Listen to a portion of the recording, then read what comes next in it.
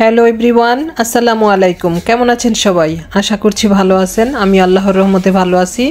আমি যে রেসিপিটি নিয়ে আসছি আজকে সেটা হচ্ছে থাই স্যুপ। থাই স্যুপটা আমাদের ঘরের সবারই খুবই পছন্দের, এজন্য আবারও করে নিলাম। তো ছোট ছেলেটা একটু বেশি বিরক্ত করতেছিল থাই স্যুপ খাওয়ার জন্য। শীতের মধ্যে চিন্তা করলাম একটু থাই স্যুপ করে দেই তাহলে। তো ঘরে থাকা উপকরণ দিয়ে আজকে আমি থাই স্যুপটা করে নিব। সব উপকরণ বাসায় ছিল না, তারপরও করে দিলাম। আমি প্রথমে একটি প্যানের মধ্যে হাড় ছাড়া মুরগির মাংস নিয়েছি, তারপর নিয়ে নিলাম আদা স্লাইস করা কয়েক টুকরা, তারপর নিয়ে নিলাম মাশরুম, নিয়ে নিলাম থাই পাতা পরিমাণ মতো, তারপর নিয়ে নিলাম 3টা ডিমের কুসুম, নিয়ে নিলাম কর্নফ্লাওয়ার। কর্নফ্লাওয়ারটাকে আমি একটু পানি দিয়ে গুলে তারপর এখানে দিয়ে দিলাম। তারপর দিয়ে দিলাম টমেটো সস। টমেটোর সস এখানে আমি 3-4 টেবিল চামচ হবে ব্যবহার করেছি। আমি আরও টমেটোর জুসটা ব্যবহার করব। তারপর দিয়ে দিলাম সয়া সস 1 টেবিল চামচ পরিমাণ হবে। তারপর দিয়ে দিলাম ফিশ সস। আমি ফিশ সসটা এখানে দিয়েছি, আমি চিংড়ি মাছ দিইনি দেখে। তো তারপর দিয়ে দিলাম পরিমাণ মতো লবণ, তারপর লাল মরিচের গুঁড়া, দিয়ে দিলাম চিনি স্বাদ মতো। তারপর এই তো দিয়ে দিলাম টমেটোটাকে আগে থেকে সিদ্ধ করে রেখে তারপর এটার জুসটাকে দিয়ে দিচ্ছি এখানে একটা চালনির সাহায্যে সেকে, শুধু জুসটাই দিব। তারপর এই তো ভালো করে মিক্সড করছি, খুব ভালো করে এখানে মিক্সড করতে হবে।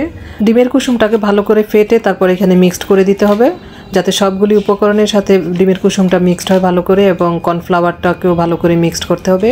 খুব ভালো করে যখন মিক্সড হয়ে যাবে তখন এর মধ্যে দিয়ে দিব পানি। আমি কিন্তু এখনও চুলায় প্যানটা বসাইনি। যখন ভালো করে মিক্সড হয়ে নেড়েচেড়ে ভালো করে মিক্সড করে ফেলবো তখন প্যানটাকে আমি চুলায় বসিয়ে দিব। তো পরিমাণ মতো আমি যে কয়জনের জন্য স্যুপটা তৈরি করব সেই পরিমাণে আমি পানি দিয়ে দিলাম এখানে। এই তো আমি চুলায় এর মধ্যে বসিয়ে দিলাম। স্যুপের প্যানটাকে চুলায় বসিয়ে দিয়ে অনবরত নাড়তে হবে যতক্ষণ না পর্যন্ত এটা বলক উঠে আসে। অনবরত না নাড়লে দেখা যাচ্ছে কর্নফ্লাওয়ারটা দলা পাকিয়ে যাবে। তারপর দিয়ে দিলাম লেবুর রস।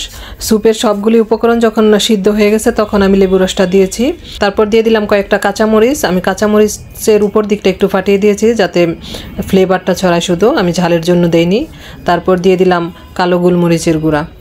কালো গোলমরিচটাই আমাকে এখানে ভালো ঝালের কাজ করবে। তো তারপর ঢেকে কিছুটা সময় আমি রান্না করব।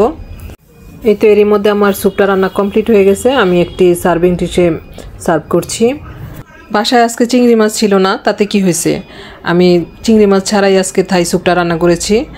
তো এর জন্য আমি দিয়েছিলাম একটু ফিশ সস। খেতে অসাধারণ হয়েছিল, নতুন একটা অভিজ্ঞতা হলো। আর এদিকে টাটকা টমেটোর জুস দেওয়াতেও খেতে অসাধারণ হয়েছিল। আমার ভিডিওটি কেমন লেগেছে আমাকে কমেন্ট করে জানাবেন, লাইক এবং শেয়ার করে আমাকে সাপোর্ট দিবেন প্লিজ। যারা ফেসবুক থেকে দেখছেন তারা আমার পেজটিকে ফলো দিবেন, আর যারা ইউটিউব থেকে দেখছেন তারা আমার চ্যানেলটিকে সাবস্ক্রাইব করবেন। ভালো থাকবেন সবাই, সবার শুভকামনা করে বিদায় নিচ্ছি। আল্লাহ হাফেজ।